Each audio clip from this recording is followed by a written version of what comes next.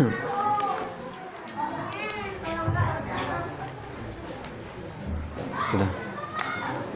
Khalas. Bismillahirrahmanirrahim. Assalamualaikum warahmatullahi wabarakatuh. Alhamdulillah, wassalatu wassalamu ala Rasulillah wa ala alihi wa ashabihi wa mawalah, amma ba'd. Baik, kita lanjutkan.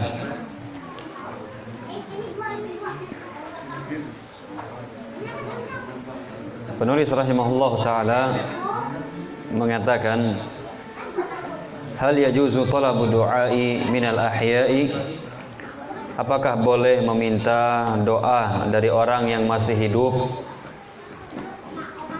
Pertanyaannya, apakah boleh meminta doa dari orang yang masih hidup? Jawabannya, yajuzu talabu du'ai minal ahya'i lal amwati. Boleh meminta doa dari orang yang hidup tapi bukan orang yang udah mati. Qala ta'ala yukhatibur rasul hayyan. Allah Subhanahu wa ta'ala berfirman, ya, berbicara kepada Rasul dalam keadaan beliau masih hidup. Wastaghfir li dzanbik walil mu'minina wal mu'minat. Mohonlah ampun kepada Allah untuk dosamu, dan mohonlah ampun untuk orang-orang yang beriman, laki-laki maupun wanita. Ini dalil bolehnya seseorang minta doa dari orang yang masih hidup. Minta doa dari orang yang masih hidup. Kemudian selanjutnya, afil hadis sahih alladzi rawahu Tirmidzi, dan hadisnya lagi di dalam hadis yang sahih riwayat Imam yang diriwayatkan oleh Imam At-Tirmidzi, anna rajulan dariral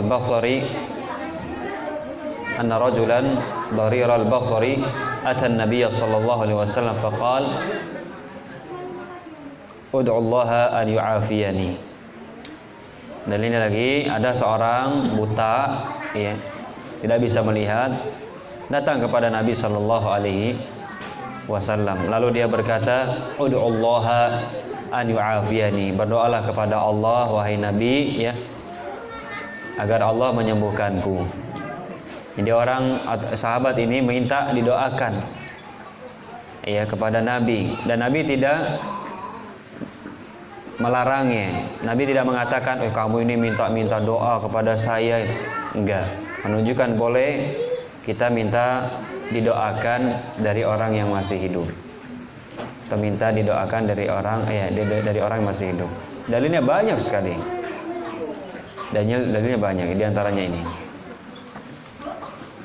Selanjutnya, ma hiya wasitatur rasuli sallallahu alaihi wasallam. Apa yang dimaksud dengan perantara Rasul? Apa yang dimaksud dengan perantara Rasul? Jawabannya, wasitatur Rasul sallallahu alaihi wasallam hiya tabligh. Yang dimaksud dengan perantara Rasul maksudnya adalah penyampaian, ya. Menyampaikan. Jadi Rasul adalah perantara kita, antara kita dengan Allah. Maksudnya beliau ini sebagai penyampai risalah dari Allah Subhanahu wa taala, ya, disebarkan kepada kita. Qala ta'ala, Allah berfirman, ya ayyuhar rasulu balligh ma unzila ilaika min rabbik. Wahai Rasul, sampaikanlah apa yang diturunkan kepadamu dari Rabbmu. Surat Al-Maidah. Dan Nabi SAW bersabda, Allahumma syhad, ya Allah saksikanlah, sebagai jawaban liqauli sahabah nashhadu annaka qad ballaghta. Jawaban Nabi, ya, terhadap perkataan sahabat, kami bersaksi bahwa engkau telah menyampaikan, ya, semua risalah Allah. Hadis riwayat Imam Muslim. Jadi yang dimaksud dengan perantara Rasul maksudnya dalam hal penyampaian. Jadi Nabi itu adalah perantara kita. Nabi itu adalah perantara, maksudnya dalam hal penyampaian. menyampaikan risalah. Wallahu taala alam bisawab. Insyaallah kita lanjutkan besok ya tentang syafaat. Untuk penyelesaiannya mungkin nanti di pertemuan yang akan datang. Iya. Banyak soalnya kalau mau ngebut kurang ini juga. Allah a'lam bishawab. Ada yang mau ditanyakan Bapak Ibu? Jadi kita buka sesi tanya jawab. Bagi yang ingin bertanya silakan. Kalau bisa saya jawab. Kalau enggak saya tunda dulu. Silakan.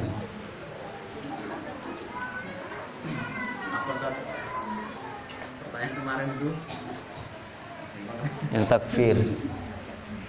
tentang yang Takfir muayyan. Oke. Papan tulis kalau gitu Bang. Untung anak bawa ini Bang. Baik, kemarin kita bahas ada pertanyaan tentang menghukumi orang tertentu sebagai orang kafir gimana? Isu nggak ada tadi, ada nggak?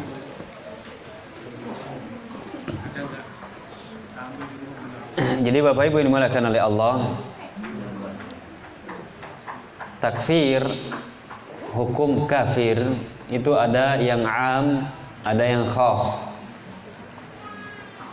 Mengkafirkan orang itu ada yang am, ada yang umum ya takfir itu. Ada yang khusus atau takfir yang disebut dengan takfir muayyan. Kalau yang umum, contohnya barang siapa yang berbuat syirik maka dia kafir. Ini hukum umum ya. Barang siapa yang berzina maka dia fasik. Barang siapa yang mencela Allah maka dia kafir. Ini hukum umum. Barang siapa yang mencaci maki Allah dan Rasulnya maka dia kafir. Barang siapa yang menginjak-injak Al-Quran maka dia kafir. Ini hukum umum. Tapi kalau kita mau katakan kamu kafir, ini ada hukumnya lagi. Maksudnya ada syarat-syaratnya. Kalau kamu kafir, menghukumi seseorang kafir, ya, menunjuk seseorang itu sebagai orang kafir, mengatakan seseorang itu sebagai orang kafir, maka ini dinamakan takfir al-muayyan. Mengkafirkan orang tertentu gitu loh. Mengkafirkan orang tertentu. Ini ada syarat-syaratnya. Bapak Ibu yang dimuliakan oleh Allah, saya harap betul-betul fokus ya untuk pembahasan ini. Dan ini pembahasan ini sekaligus bantahan bagi orang yang mengatakan bahwa kita ini mudah sekali mengkafir-kafirkan orang. Sama sekali tidak benar. Wallahi sama sekali tidak benar. Justru kita adalah orang yang sangat berhati-hati dalam mengkafirkan orang tertentu. Karena konsekuensinya berat Bapak Ibu. Kalau kita mengatakan kamu kafir ternyata dia itu bukan orang kafir, tidak pantas, maksudnya tidak benar dikatakan atau diklaim sebagai orang kafir, tidak pantas divonis sebagai orang kafir, maka ucapan ini akan kembali kepada yang berbicara. Maksudnya dosa ucapan ini akan kembali kepada yang berbicara. Jadi dosa besar mengatakan seseorang ya adalah orang kafir, padahal tidak demikian orang itu. Dosa besar sekali. Sangat besar dosanya. Ya, sangat besar. Jadi harus hati-hati sekali. Baik, mengkafirkan orang tertentu Bapak Ibu, mengkafirkan orang tertentu itu ada beberapa, atau orang yang dikafirkan itu ada beberapa macam. Ada orang yang memang dikafirkan oleh Allah dan Rasulnya. Ada orang-orang yang Allah kafirkan. Maka yang seperti ini nggak perlu syarat-syarat, nggak perlu syarat-syarat karena sudah Allah klaim, Allah vonis sebagai orang kafir. Contohnya orang Yahudi, orang non Muslim intinya. Yahudi, Nasrani, orang Bali, jelas ente kafir atau itu orang kafir. Karena jelas, ya kalau seperti ini tidak ada syarat-syaratnya. Asal kita tahu dia agamanya non muslim, maksudnya selain agama Islam, maka kita katakan dia kafir. Jadi kalau orang-orang yang dikafirkan oleh Allah dan Rasulnya, maka kita katakan kafir tanpa syarat. Tanpa syarat. Seperti iblis, Allah vonis kan kafir. Iblis. Kemudian siapa lagi yang divonis kafir? Intinya gitulah, ada orang-orang yang divonis oleh Allah dan Rasulnya sebagai orang kafir. Maka yang seperti ini sudah tidak perlu syarat-syarat. Tapi Pak, kalau seandainya orang ini asalnya orang Islam, di saat itu kita harus betul-betul sangat berhati-hati coba. Ada lagi kata-kata yang menunjukkan penguatan. Kalau orang muslim, ya, orang muslim yang melakukan, contohnya melakukan kekafiran atau kesyirikan, maka harus betul-betul sangat benar-benar, apalagi yang menunjukkan penguatan ini, betul-betul sungguh-sungguh harus sangat berhati-hati. Ya, pokoknya penekanannya banyak.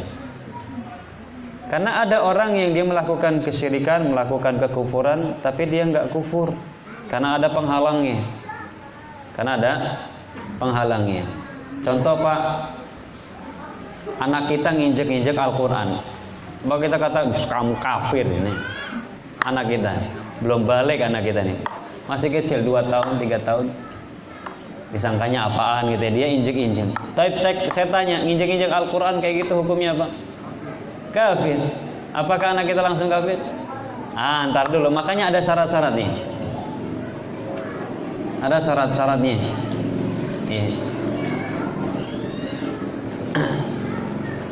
Karena bisa jadi orang itu tidak kafir karena sebab ada penghalangnya. Saya harap Bapak Ibu harus benar-benar fokus ya. Betul-betul fokus. Hati-hati betul Bapak Ibu mengkafirkan seseorang. Harus betul-betul.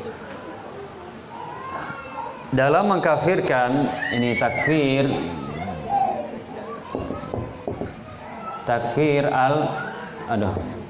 al-muayyan, atau ini syurut ya, lupa saya. Syurut takfir al-muayyan ada berapa kemarin saya sebutkan? Masih ingat?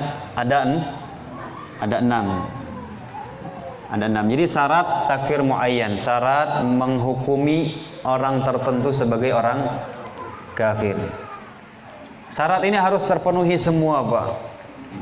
Nggak boleh ada satupun yang tidak ada. Dan itu harus betul-betul yakin, harus betul-betul kita cek, harus betul-betul ya ada semua syaratnya. Kalau satu aja masih ragu-ragu, maka jangan tergesa-gesa mengkafirkan. Ingat Pak ya, jangan tergesa-gesa. Saya tidak katakan jangan kita kafirkan. Jadi kalau jangan kita kafirkan, kita nanti murji'ah lagi.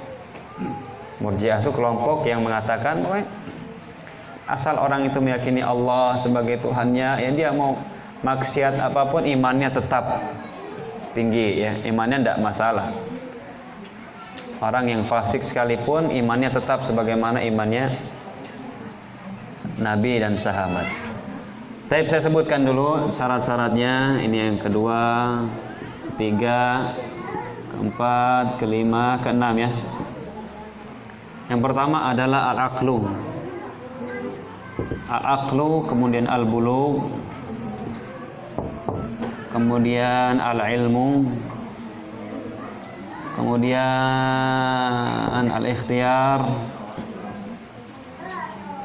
Al-ikhtiyar ada. Al-ikhtiyar. Kelihatan Bapak Ibu? Kelihatan. Saya nggak nanya kebaca apa enggak ya. Pokoknya kelihatan. Al-ikhtiyar, ya kalau udah belajar bahasa Arab insyaallah bisa. Al-ikhtiyar, kemudian al-qasdu, kemudian ada muta'wil.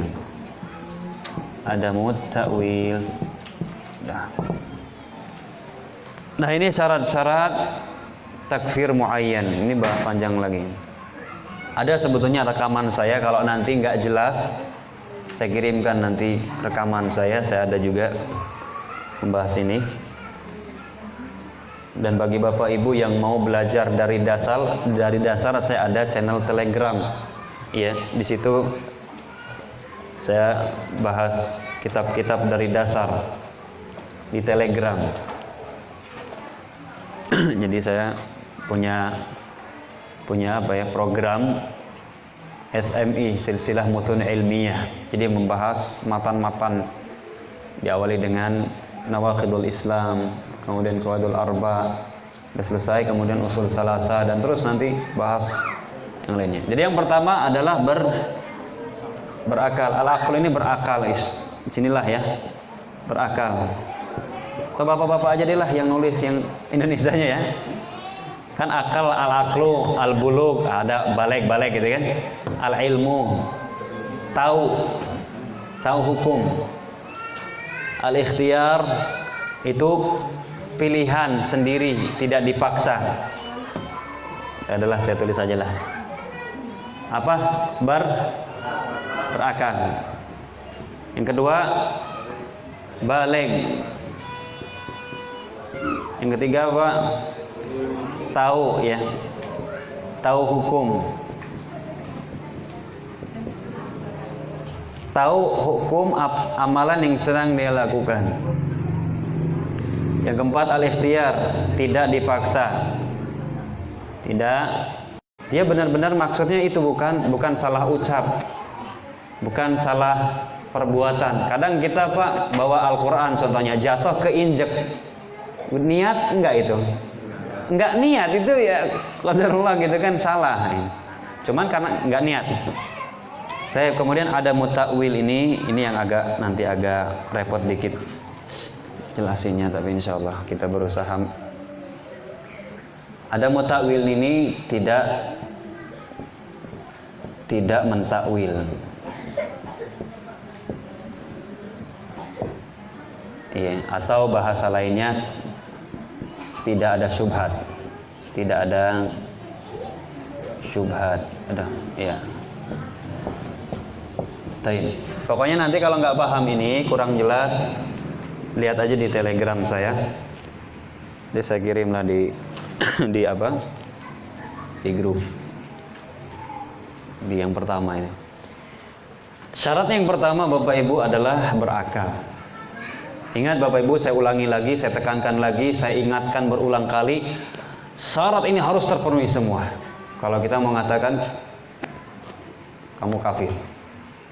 Kalau enggak, jangan tergesa-gesa. Karena konsekuensinya besar. Salah memvonis, dosanya sangat besar sekali. Iya, dosanya sangat besar. Karena kata Nabi SAW, "Idza qala ar-rajulu li akhihi ya kafir, faqad ba'a biha ahaduhuma," kata Nabi. Barang siapa yang mengatakan kepada saudaranya, berarti kepada orang muslim, "Wahai kafir, elo kafir," gitu ya. Maka ucapan ini kembali ke salah satu dari keduanya. Kalau yang divonis benar, selamat yang berbicara. Tapi kalau seandainya tidak demikian, maka ucapan ini kembali kepada pembicara. Para ulama banyak sekali tafsiran dari maksud hadis ini. Maksud yang pertama, dosa ucapan wahai kafir ini kembali kepada apa? Kepada yang berbicara. Kalau memang yang divonis itu tidak benar. Tapi kalau benar dia kafir, maka dia selamat dari dosa. Ada tafsiran lain, kembali kepada salah satu dari keduanya. Maksudnya, kalau seandainya yang divonis ya tidak kafir, maksudnya tidak benar divonis sebagai kafir, maka orang yang berbicara ini suatu hari nanti dia akan diuji oleh Allah. Jadi dia akan dihadapkan perbuatan-perbuatan atau fitnah, ya, bentuk kesyirikan atau kekufuran seperti itu, dan yang lain-lainnya. Itu yang saya ingin. Jadi harus betul-betul yakin Bapak Ibu, karena konsekuensinya besar sekali memvonis orang kafir. Apa Pak? Kemarin konsekuensinya, kalau kita katakan kamu kafir, darahnya halal, maksudnya boleh dibunuh itu. Tapi ingat yang membunuh juga pemerintah. Kemudian hartanya halal, maksudnya boleh dirampas. Ya, kemudian pernikahannya batal, dia ini nggak sah laki-laki kafir nikah sama orang muslimah atau wanita muslimah, nggak sah. Kemudian nggak mewarisi nanti, karena Nabi mengatakan la yarisul muslimul kafira walal kafirul muslimah. Tidak ada waris mewarisi antara muslim dengan kafir dan kafir dengan muslim, itu nggak ada. Ya, nggak ada. Maka harus hati-hati betul dalam mengkafirkan orang tertentu. Berbeda dengan kita katakan barang siapa yang melakukan kesyirikan maka kafir. Ya kan, beda kan? Iya. Seperti itu. Baik, syarat yang pertama kita bahas Bapak Ibu, al-aqlu, berakal. Jadi kalau yang melakukan kekufuran orang yang nggak berakal, maksudnya apa? Orang gendeng, orang gila, iya, maka jangan dikafirkan ya wong gendeng. Kita katakan perbuatannya itu kafir. Jadi kita ada hukum, jadi hukum perbuatan, ya, perbuatan, dan juga ada hukum apa? Pelaku. Kalau perbuatannya, contoh ada orang gila nginjek-nginjek Al-Quran, kita nggak berdebat ya hukum perbuatannya, kita sepakat hukum perbuatan itu kufur. Adapun pelakunya tidak, ya kan orang gila gimana lagi ya. Kalau orang gila dimarah-marahin, yang gila siapa gitu. Gitu. Jadi ya tetap dinasehati, jangan enggak boleh gitu ya. Meskipun dia enggak paham, ya udah pokoknya jangan. Jadi harus berakal. Orang yang melakukan kekufuran ini harus berakal. Yakin, seyakin-yakinnya, jelas orang ini berakal. Thayyib, syarat berikutnya harus terpenuhi. Jangan langsung buru-buru kamu kafir, jangan. Harus yakin dulu. Thayyib, yang pertama sudah yakin. Kemudian yang kedua, balik.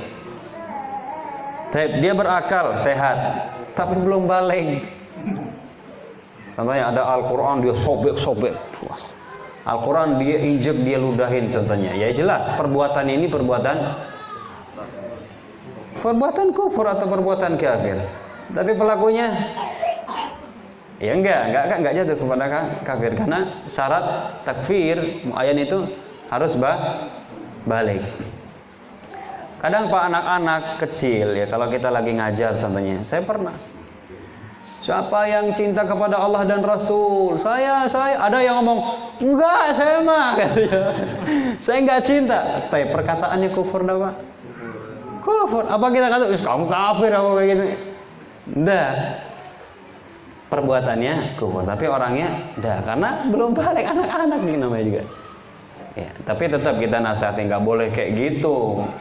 Ya, orang yang nggak cinta kepada Allah dan Rasul ini orang-orang kafir, ya orang-orang yang mereka nggak beriman kepada Allah. Tetap kita jelaskan, ya tetap kita jelaskan. Atau ada anak kecil, naudzubillah, mencela Allah dan Rasulnya. Taib, ucapannya kafir. Ucapannya ini adalah ucapan kufur. Tapi dianya tidak, iya, karena dia belum balik. Taib. Jadi sudah yakin, wah orang ini balik. Orang ini balik, dia berakal dan balik. Taib. Positif pokoknya. Karena jenggotan gitu ya, masa jenggotan masih ini. Taib. Yang ketiga, harus tahu hukum. Dijelas, orang ini tahu nggak hukum perbuatannya? Tahu nggak dia ini? Contohnya sujud kepada kuburan. Tahu nggak hukumnya apa, haram atau syirik? Tahu nggak dia? Kalau nggak tahu, maka kita jangan langsung kamu kafir. Jelaskan, dijelaskan. Perbuatan ini tidak boleh. Allah haramkan. Dahulu sebelum Ya, sebelum Nabi diutus itu kayak gini perbuatan kakek nenek moyang kita. Kemudian Allah utus Rasul ya untuk menghancurkan perbuatan-perbuatan seperti ini. Dijelaskan, dijelaskan Bapak Ibu.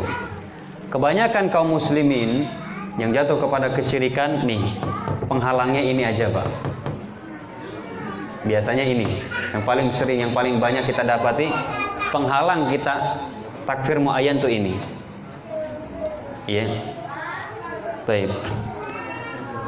Jadi harus tahu hukum. Kalau seandainya dia nggak tahu hukum, kita jelaskan. Ingat Bapak Ibu, saya sampaikan, saya ingatkan Bapak Ibu nih, tolong betul fokus ya, dengan segala hormat. Jangan menyangka-nyangka atau mengira-ngira, oh masa kayak gitu nggak, masa kayak gini nggak tahu, padahal dia kiai atau jangan kayak gitu. Harus datangi, Mbak Gey, sampean tahu nggak perbuatan ini? Nggak boleh. Ya perasaan saya boleh-boleh aja gitu ya, perasaan. Ada jari Mbak Bien yang ini kok. Nah jadi kan belum tahu dia. Jadi jangan, masa nggak tahu. Padahal udah kasih tahu. Datangi. Karena tadi syaratnya harus yakin semua Bapak Ibu. Jangan sekedar sangkaan. Syarat ini harus yakin, betul-betul yakin. Dalam rangka berhati-hati, kehatian. Dia harus syarat yang ketiga, tahu hukum. Yakin kita dia ini udah tahu perbuatannya haram, perbuatannya kesyirikan. Perbuatannya jangan dihapus nak. Perbuatannya kufur. Yakin kita. Ya, seyakin-yakinnya. Taib. Selanjutnya dia sudah yakin, tahu maksudnya kita sudah yakin. Dia ini tahu hukumnya karena sudah kita jelaskan. Taib. Yang keempat. Tapi ini nggak mesti urutan Bapak Ibu. Pokoknya yang penting semuanya terpenuhi sudah. Yang keempat, ikhtiar. Dia ini melakukan ini dipaksa atau tidak? Iya. Melakukan kekufuran ini dipaksa atau tidak? Kalau ada orang Pak, ya, dia diancam. Pokoknya pistol tuh sudah sini. Ayo, ucapin. Ya. Ucapkan kambing itu adalah Tuhan saya, contohnya. Tapi ucapannya kufur enggak? Kufur. Ayo ucapin, kalau enggak jebol ini ya kepala kamu nanti. Tembak ini. Kayaknya dipaksa Pak. Kalau seperti ini kemudian dia ucapkan, maka tidak kita kafirkan dia karena dia dipaksa. Karena dia dipaksa. Jadi tidak masalah hukumnya kalau seandainya kita betul-betul dipaksa Bapak Ibu. Saya ulangi, kalau memang betul-betul kita terpaksa, kita diancam dan ancamannya ini betul-betul akan terjadi, ya, maka boleh ketika itu kita mengucapkan perkataan atau melakukan perbuatan kufur, tapi ingat dengan syarat tetap hati kita ini membencinya. Dan ini banyak dalilnya. Ya, sahabat yang mulia Ammar bin Yasir itu disiksa Pak. Disiksa. Berat sekali, keras sekali siksaannya, ya. Besi panas di luar biasa sekali, ya. Kemudian di saat disiksa dikatakan kepadanya, kalau kamu mau lepas dari siksaan, ada domba, ada onta lewat, katakan itu adalah Tuhan saya, itu adalah Muhammad. Kalau memang kamu mau lepas, akhirnya dia ucapkan Pak, ya itu adalah Tuhan saya, itu adalah Muhammad. Ucapannya kufur. Akhirnya dia dilepaskan, dia menangis sejadi-jadinya mendatangi Rasulullah. Bertanya kepada Rasulullah, apa hukumnya? Kemudian Nabi bertanya, bagaimana hatimu ketika itu? Nah, beliau menjawab, hatiku tetap beriman kepada Allah dan Rasulnya. Maka apa kata Nabi? In adu fa'ud. Kalau mereka mengulangi, maksudnya menyiksamu lagi, kemudian mereka meminta lakukan itu, lakukan. Ya. Jadi kalau memang kita dipaksa dan betul-betul paksaan atau ancaman akan terjadi, maka sudah tidak masalah kita ucapkan, tapi tetap hati membenci ucapan yang kita ucapkan. Dan ini sangat bermanfaat Bapak Ibu. Di negeri kaum muslimin ditindas. Kalau nggak mengucapkan kekufuran, maka akan digoreng contohnya, atau dibakar. Banyak kan saudara-saudara kita. Maka yang seperti ini sangat membantu kita. Seperti itu. Saya pernah Pak ketika membahas ini, saya sebutkan hukumnya boleh tidak masalah. Saya bawakan dalil-dalilnya. Di antaranya tadi ada yang nge-WA saya, Ustaz, saya tidak terima Ustaz. Ya, saya mau diapakan pun saya tidak akan ucapkan ucapan kafir atau perbuatan kafir. Saya jawab aja, iya. Saya sampaikan dalil-dalilnya. Kemudian saya sentil, maksudnya saya nyeletuk gitu kan. Iya, Anda sekarang tidak sedang diapa-apakan. Gimana kalau seandainya mata Anda satu ditusuk? Ucapkan. Yang satunya lagi ditusuk, pecahin. Kupingnya digunting dikit-dikit. Kukunya dicabutin satu-satu. Tapi Pak, siapa yang kuat Pak? Digergaji dikit-dikit. Siapa yang kuat? Iya. Kalau begitu, sekarang iya ngomong kayak gitu lagi nggak diapa-apain.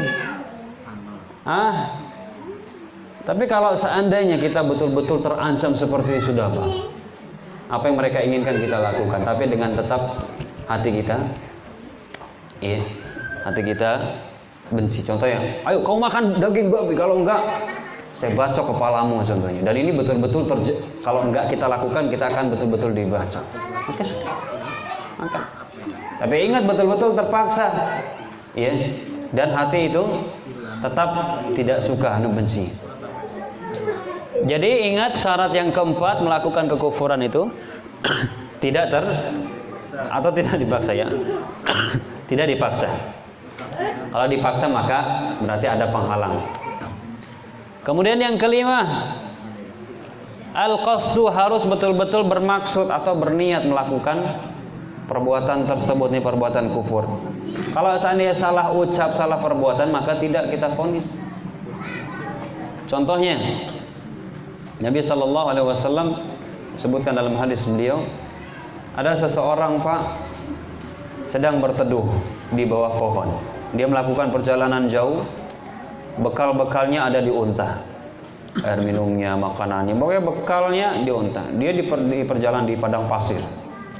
Dia berteduh, kemudian pas dia bangun, dia tidur, dia bangun, untanya nggak ada, hilang.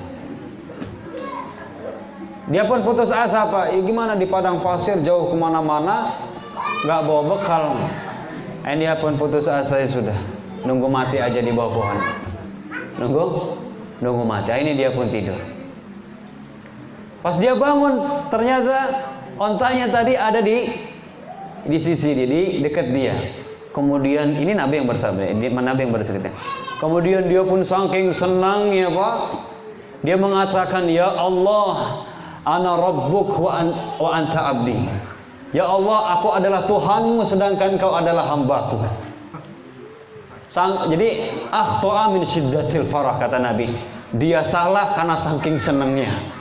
Maksudnya, ya Allah, aku adalah hambamu gitu ya. Kau adalah Tuhanku. Atau ya Allah, kau adalah Tuhanku, aku adalah hambamu. Jadi salah mau ngomong gitu, malah dia ngomong, ya Allah, engkau adalah hambaku, aku adalah Tuhanmu. Tapi perkataannya kufur dah. Kufur. Tapi Nabi tidak katakan orang ini kafir. Nabi mengatakan dia ini salah ngomong karena saking senangnya. Jadi kalau seandainya enggak bermaksud, ya ini penghalang kafir muayyan. Kemudian selanjutnya ada mutakwil, tidak mentakwil, atau tidak ada syubhat. Kalau ada syubhat, maka tidak kita kafirkan langsung, atau tidak kita kafirkan karena ada syubhat. Harus kita jelaskan dan harus betul-betul syubhatnya hilang. Bukankah Pak, banyak orang-orang yang mereka menolak sifat Allah, ya kan? Betul tidak? Menolak sifat Allah, Allah di atas. Nah, kufur tidak? Perbuatannya kufur. Kita kafirkan orangnya? Enggak langsung. Kenapa? Karena ada syubhat. Kita menjelaskan, tidak langsung Mengkafirkan. Bukankah ada orang yang membatasi sifat Allah hanya 20, selainnya bukan? Mereka tolak. Kenapa mereka lakukan itu? Karena adanya syubhat. Karena adanya syubhat. Kalau masih ada syubhat ini, maka jangan tergesa-gesa kita kafirkan. Al-Sunnah menjelaskan ketika ada syubhat bukan langsung mengkafirkan. Iya. Baik, dalilnya lah yang lain. Kalau ada syubhat ada berarti ini penghalang. Baik. Sahabat yang mulia Mu'adz, Pak. Sahabat siapa, Pak? Namanya, Pak? Mu'adz radhiyallahu ta'ala. Pernah diutus oleh Nabi ke Syam. Sahabat yang mulia Mu'adz pernah diutus ke Nabi ke Syam untuk suatu keperluan. Di Syam, sahabat yang mulia Mu'adz, beliau melihat rakyat ya pada sujud ke raja-raja mereka sebagai bentuk penghormatan. Jadi sujud kepada raja-raja mereka. Kemudian dia pun mengatakan, wah, Rasulullah lebih berhak untuk diperlakukan seperti itu. Nah, karena syubhat. Akhirnya pas sahabat yang mulia Mu'adz kembali, kemudian beliau mendatangi Rasul, langsung sujud ke Nabi. Dia sujud. Tapi perbuatannya kufur, sujud kepada selain Allah. Nabi bertanya, "Ma hadza ya Mu'adz?" Apa-apaan ini wahai Mu'adz? Kemudian kata beliau, "Wahai Rasulullah, saya melihat raja-raja di Syam itu disujudi. Rakyat-rakyatnya sujud kepada mereka. Engkau lebih berhak wahai Rasulullah daripada raja-raja di Syam." Kena syubhat ya, ada syubhat. Tapi Nabi SAW katakan, Nabi berkata, "Lau kuntu amirun ahadan an yasjuda li ahadin la amartu imra'atan an tasjuda li zawjiha." Kalau seandainya aku boleh, ini Nabi jelaskan, Pak. Nabi tidak langsung, "Wahai Mu'adz, kamu kafir dah. Kafir kamu. Sujud kepada saya, kafir kamu dah." Enggak, Nabi jelaskan, Pak. "Wahai Mu'adz, kalau seandainya aku boleh memerintahkan seseorang sujud kepada selain Allah, kepada seseorang ya, maka aku akan perintahkan seorang istri sujud kepada suaminya." Kata Nabi SAW. Tapi kalau boleh, menunjukkan tidak boleh. Kalau sana aku boleh memerintahkan seseorang sujud kepada orang, ya, maka aku akan perintahkan istri sujud kepada suami. Karena saking besarnya tanggung jawab suami di hadapan Allah terhadap istrinya, ya, terhadap istrinya, yang mana tanggung jawab ini harus betul-betul disyukuri oleh istri, ya. Tapi istri banyak yang tidak bersyukur kepada suaminya. Ya. Tapi saya berharap ya ibu-ibu yang di sini tidak demikian. Insyaallah taala orang-orangnya di sini mah taat kepada suami lah, ini duitnya.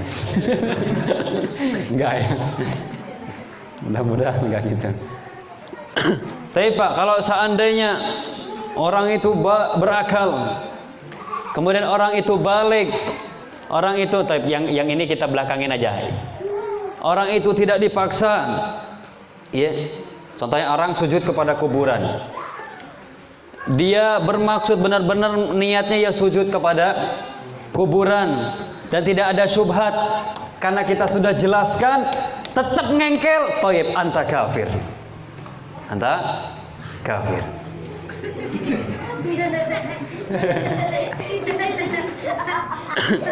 Baik, Pak. Paham, Pak?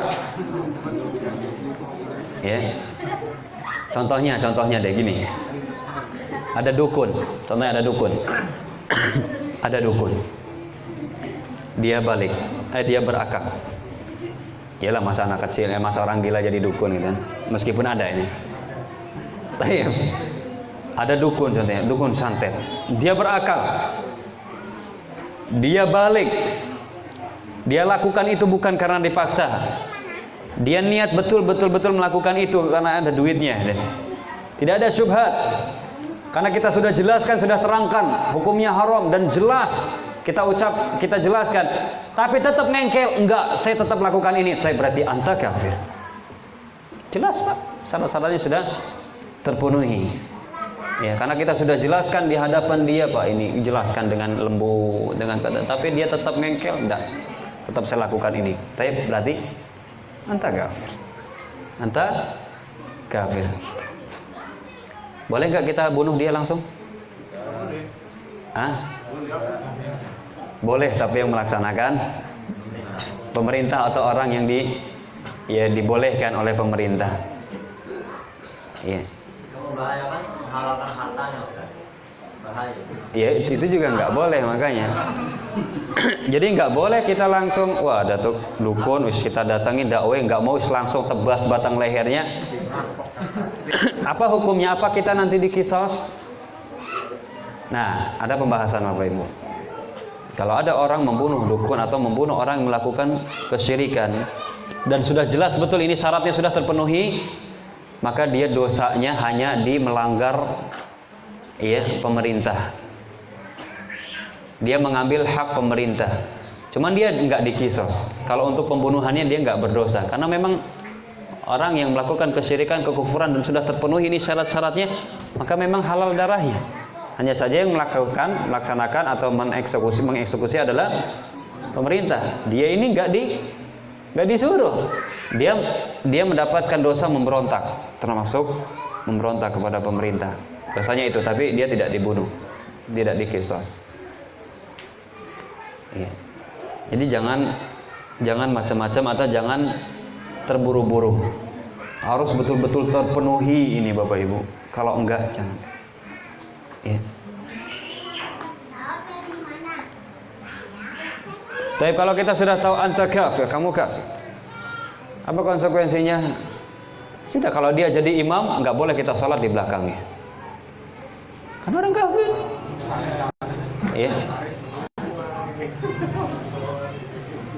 Tapi kelompok yang sana yang di sana itu tidak kita langsung katakan kafir karena ada syubhat mereka. Ya. Kalau mereka mereka mengkafirkan kita gitu kan. Serampangan, sangat mudah sekali. Oke, wong Jowo ki wis kafir. Wong Jowo nih. Ini ada lagi pertanyaan? Iya. Kalau orang mengatakan seperti ini, bahwa halaqah tahfidil Quran itu termasuk perkumpulannya para iblis, termasuk ucapan kekafiran kan? termasuk ucapan kekafiran ya. Halaqah tahfidil Quran termasuk jelas itu istihza, itu bidin, termasuk menghina agama Islam. Tapi orangnya ya tadi kita harus betul-betul, mungkin dia lagi sinting ketika itu ya, sinting gila miring gitu ya, sampaikan kita datangi dia, Mas, sampean ini pas ngomong itu berakal enggak? Ya kita tahu kan dia berakal, dia ini. Kalau memang dia jelas berakal, dia tahu bukan karena sedang dipaksa, Anda kafir kalau kayak gitu caranya, menghina agama Islam. Ya. Kenapa Pak? Bahkan kata para ulama, man sabballah man sabbad din kafar biduni tafsil. Barang siapa yang mencela Allah, mencela agama, kafir tanpa tafsir.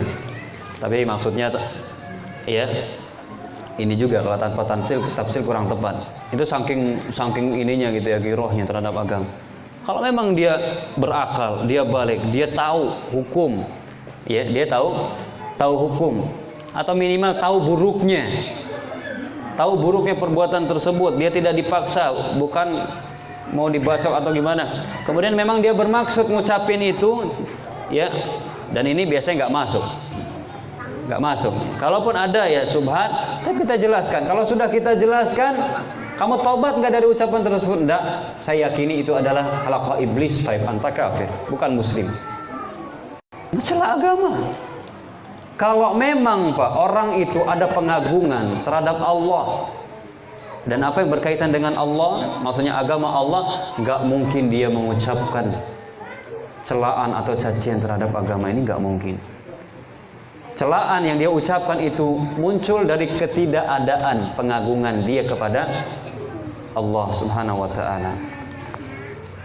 Alhamdulillah, ini orangnya bisa kafir tuh kayak gitu. Ada di Facebook itu banyak orang mencela Nabi Muhammad, katanya Muhammad gila seks, dan kalau dia bukan orang gila, tapi dia kafir. Iya. Kalau dia berakal, balik, iya. Dia nggak usah ini, dia udah pasti tahu. Dia balik sudah. Jelas mencela Nabi Shallallahu Alaihi Wasallam. Saya pernah dengar di daerah kita sini nyanyian tersebar dari orang kafir terus dinyanyikan juga. Iya.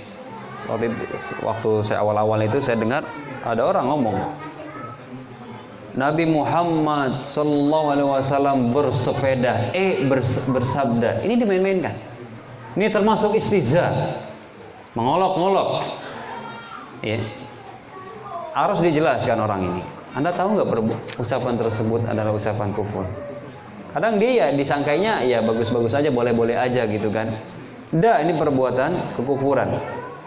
Kalau masih kekeh udah dijelasin juga, taib anta kafir. Tapi ingat, nih harus terpenuhi betul.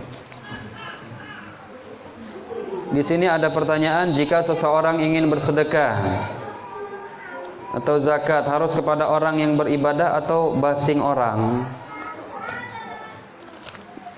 Ya, selagi orang yang muslim, ya kita tahu dia muslim, maka tapi tahu ini sedekah atau zakat. Kalau zakat ada orang-orang yang tertentu.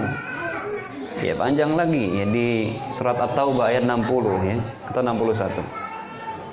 Tapi sedekah, taruhlah kita ambil yang sedekah, harus kepada orang yang beribadah atau basing orang. Kalau kita tahu orangnya taat beribadah, ya jelas dia lebih pantas untuk kita beri. Ya. Tapi saya sarankan Bapak Ibu, ya, ketika Anda ingin bersedekah, cari keluarga terdekat. Kalau memang mereka sudah tercukupi semua, toib lah orangnya, orang-orang mampu semua, toib Anda silahkan bersedekah kepada orang yang tidak mampu. Tapi kalau keluarga sendiri masih banyak yang tidak mampu, jangan sekali-kali Anda kedepankan orang lain. Salah. Bersedekah kepada orang terdekat, orang tua, ya, adik, kakak, bibi, kepada mereka sedekah. Pahalanya lebih besar, dapat 2 pahala. Pahala silaturahim dan pahala sedekah. Banyak orang mikir, saya sedekah kemana ini ya? Mana anak yatim piatu? Orang tuanya kagak diurus. Abang adeknya orang susah. Ini gimana? Kepada mereka lebih berhak untuk dikasih sedekah. Mudah-mudahan dengan apa yang kita berikan mereka mendapatkan hidayah.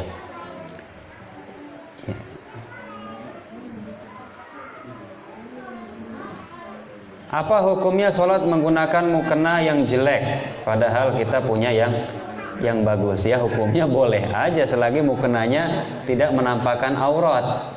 Kalau jeleknya sampai bolong-bolong, sobek-sobek, ya nggak sah. Ini kan hukumnya, gitu. Kalau dikatakan afdolnya yang mana, ya jelas, yang bagus. Ya, yang bagus juga ini ingat harus memenuhi syarat-syarat, ya. Jadi seperti boleh nggak masalah, ya pakai yang jelek asal tidak ada najisnya, ya. Kemudian tidak bolong-bolong, ya, robek-robek, seperti itu. Karena Allah itu lebih pantas kita kita berpenampilan rapi. Kita berpenampilan rapi kepada Allah itu lebih pantas. Tapi banyak orang zaman sekarang lah keundangan wis pokoke sing paling wape. Ketika sholat eta deui. Ya, pokoknya pakai baju Ya kadang-kadang nggak layak ya. Kopiah aja nggak layak kadang-kadang. Sarung ya pokoknya yang udah pada brodol itu yang dipakai pas sholat. Kalau memang nggak ada lagi ya nggak masalah. Tapi yang masalah Anda mampu beli, ya. Kemudian Anda tidak beli gitu. Eman-eman. Ya seperti itu. Lebih malulah kepada Allah gitu ya. Karena Allah berfirman, "Khudhu zinatakum 'inda kulli masjid." Pakai pakaian yang indah ya ketika masuk ke dalam masjid. Tapi kalau memang punyanya itu ya sudah nggak tercela gitu ya. Memang punyanya itu gimana lagi?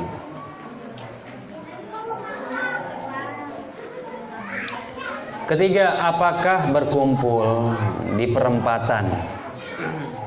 Ngapain ini perempatan? Oh ya, apakah berkumpul di perempatan pada malam ini kayak satu suro termasuk syirik? Ngapain berkumpulnya? Pasti ada sesuatu kan, keyakinan kan. Iya, melekani itu tujuannya apa? Kalau seandainya tujuannya ada keyakinan tertentu, kalau nggak melekan maka akan terjadi malapetaka. Dan biasanya ini kan, maka ini termasuk kesyirikan. Ya, tidak diperbolehkan.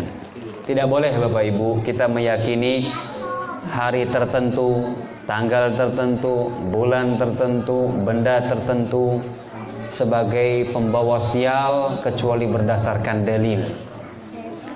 Kecuali berdasarkan dalil. Kalau enggak itu termasuk tatayur, dan tatayur adalah syirik kata Nabi sallallahu alaihi wasallam. Inna tiyarata syirkun kata Nabi. Sesungguhnya tatayur itu syirik. Ya, hari tertentu. Contohnya, kalau bapak kita meninggal di hari Rabu, maka kita nggak boleh kemana-mana di hari Rabu. Kalau keluar ntar terjadi sesuatu. Ini termasuk tatayur. Yang mana kata Nabi, tatayur itu adalah kesyirikan.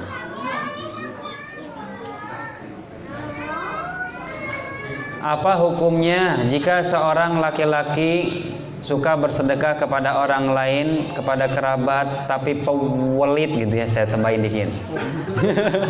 Tapi pelit kepada istri ini. Bapak Ibu, saya bapak-bapak ya, karena ibu-ibunya. Bapak-bapak yang dimuliakan oleh Allah, jangan sampai kita tertipu oleh syaitan. Ingat, istri kita itu yang paling utama. Kalau kita sudah punya istri, nih Bapak Ibu urutannya: istri, anak, orang tua. Istri, anak, orang tua. Kalau kita sudah punya istri, istri dulu cukupin makannya, pakaiannya, ya. Itu yang wajib kita penuhi. Adapun yang terus-terusnya, mau beli ini, mau beli itu sunnah. Ya, maksudnya itu fadlun saja dari kita. Istri dalam hal ini jangan ngambek kalau seandainya suaminya tidak ngasih. Iya. Tapi biasa ya, ada kecemburuan. Ada kecemburuan. Tapi yang jelas laki-laki itu dia harus memenuhi kebutuhan ini, pakaiannya, terus ya makanan, tempat tinggal, yang pokok, kemudian anaknya juga. Setelah itu baru orang tua, baru kerabat yang lainnya. Kalau seandainya pelitnya di sini ibu, nih ya kepada ibu-ibu, kalau seandainya suaminya pelit sampai nafkah yang wajib tidak terpenuhi, makannya jadi berkurang, ya. Kemudian pakaian padahal sudah bolong-bolong ya orang ditukoke, nggak dibeliin, ya. Maka ibu boleh ngambil duitnya diam-diam. Iya. Tapi ingat secara ma'ruf ya, secukupnya. Apa yang ibu contohnya beras sih. Beli berasnya pelit banget ya. Ambil duitnya diam-diam beli beras. Secukupnya untuk beli beras. Jangan ngambilnya buat beli beras, buat beli sepatu, buat beli sendal, pakaian, ya kemudian ini yang baru dan seterusnya, cincin, emas. Ini melampaui batas seperti ini. Tapi sekali lagi saya sampaikan kepada bapak-bapak, apa yang kita berikan kepada istri itu pahalanya lebih besar daripada kita berikan kepada selain istri. Nabi SAW bersabda, malun anfaqtahu fi sabilillah wa malun anfaqtahu fi ma tamlik wa malun anfaqtahu ala zawjatik akbaruhuma thawaban a'zamuhuma thawaban ma anfaqtahu ala zawjatik. Maka qala Nabi SAW, Nabi bersabda, uang yang kamu infakkan di jalan Allah, uang yang kamu infakkan kepada budakmu, uang yang kamu infakkan kepada istrimu, yang paling besar pahalanya yang kamu infakkan kepada istrimu. Kata ibu-ibu, wis mantap ini, mantap ini. Wis cocok ya. Tenang Bapak Ibu, serius. Tapi ibu-ibu juga jangan irilah kalau seandainya apa-apa sudah dipenuhi, terus suaminya pengen infak ke keluarganya, ya jangan irilah. Bahkan bantu, apalagi kepada orang tuanya. Bantu, istri bantu ya suami untuk membantu orang tuanya, berinfak kepada orang tuanya. Ingat, kalau umi atau ibu-ibu sering membantu suaminya untuk berbakti kepada orang tua, ingat Anda akan punya anak, dan anak Anda juga bakalan punya suami kalau perempuan, atau laki-laki punya istri, betul tidak? Mau nggak anak ibu ya yang sudah beristri, dia perhatiannya tetap kepada ibu, apa-apa pokoknya diopeni, apa dipuni, pengen kan? Nah, bantu dari sekarang suami berbakti kepada orang tuanya, karena al-jaza min jinsil amal, balasan itu tergantung amalan. Kalau ibu-ibu sering bantu suami untuk berbakti kepada orang tua, maka menantu ibu pun akan membantu anak ibu yang laki-laki berbakti kepada ibu nanti. Karena alangkah menyakitkannya ya, orang tua membesarkan anak laki-lakinya, sudah kawin kemudian dia melupakan orang tuanya. Udah karena sebab menantunya. Giliran mau berinfak kepada orang tuanya disengat. Terus ya sekalian aku arep tuku iki ora entuk, giliran makmu cewepet ya disengat. Jangan kayak gitu.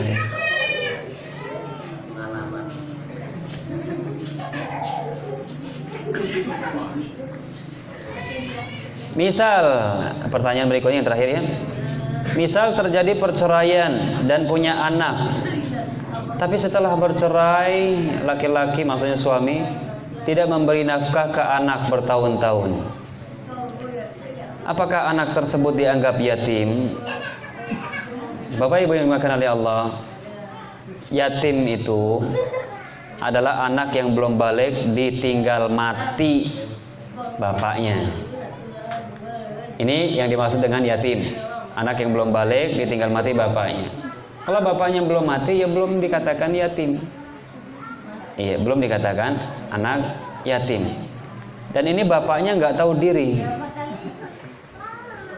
nggur gawene tok, ya, menafkahinya tidak mau. Ini dia zalim, ya, orang tuanya zalim. Orang tuanya termasuk menelantarkan anaknya. Dan Nabi SAW bersabda dalam hadis riwayat Imam Abu Dawud dan Tirmidzi, seingat saya, Nabi SAW bersabda, kafa bil mar'i itsman an yudayyi'a man yaqut. Cukuplah seseorang dikatakan berdosa tatkala dia menelantarkan orang yang menjadi tanggung jawabnya. Orang tua ini zalim ya kepada anaknya, dan anaknya kalau sana berdoa cepat sekali dikabulkan ya. Hendaklah Bapak Ibu, kalau seandainya sudah bercerai, tetap anak itu diperhatikan.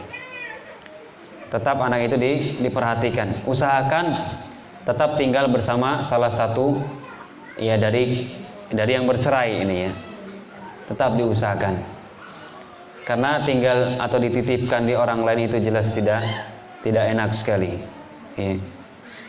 Tetap meskipun kurang kasih sayang dari sebelah, tapi masih ada dari ayah atau dari ibu. Ya. Daripada dititipkan kepada orang lain, jelas ini tidak ada sama sekali. Meskipun mungkin orang tuanya ngirim duit, tapi bukan hanya uang yang diinginkan anak, kasih sayang orang tua, ya. Tetap meskipun mbah, tetap rasanya beda. Usahakan ya anak itu diurus, dipenuhi kebutuhannya, ya. Terutama orang tua, bapak. Kalau emak ini ya keutamaan, tapi bapak yang wajib tuh bapak, karena ini dinisbatkan kepada dia. Kalau seandainya istri yang sudah cerai ini dia nikah lagi, maka dia fokus kepada suami baru, kepada anak barunya, ya meskipun anak yang hasil dari sebelumnya itu ya anak dia juga. Makanya kalau seandainya sudah nikah lagi, ibu ya, seorang ibu sudah nikah lagi, maka anak-anaknya ini dikasihin ke bapaknya, karena dia akan fokus kepada suami baru dan anak baru gitu. Kecuali ya suami yang baru isra popo lah, aku sing ngerumat nanti, saya ngurus nggak masalah. Tapi hak suami yang baru kalau memang saya nggak mau gitu ya, kalau mau tinggal sama saya silakan, tapi untuk nafkahnya bapaknya. Tapi masa ada yang kayak gini gitu kan ya, kebangetan ini ya. Tapi bapaknya tadi ya, yang bapak biologisnya itu yang harusnya tahu diri. Kalau maksudnya di sini berhak nggak dia disantuni, ya berhak. Anak ini dizolimi bapaknya gitu kan, termasuk orang yang miskin, dia berhak mendapatkan santunan. Iya. Bahkan orang-orang seperti ini, anak-anak seperti ini harus kita perhatikan. Seperti itu. Wallahu a'lam bishawab. Kita akhiri insyaallah besok malam yang terakhir Bapak Ibu untuk kesempatan kali ini kita bahas tentang syafaat insyaallah. Wallahu taala a'lam bishawab. Kita akhiri dengan doa kafaratul majlis. Subhanakallahumma bihamdika asyhadu an la ilaha illa anta astaghfiruka wa atubu ilaik. Assalamualaikum warahmatullahi wabarakatuh.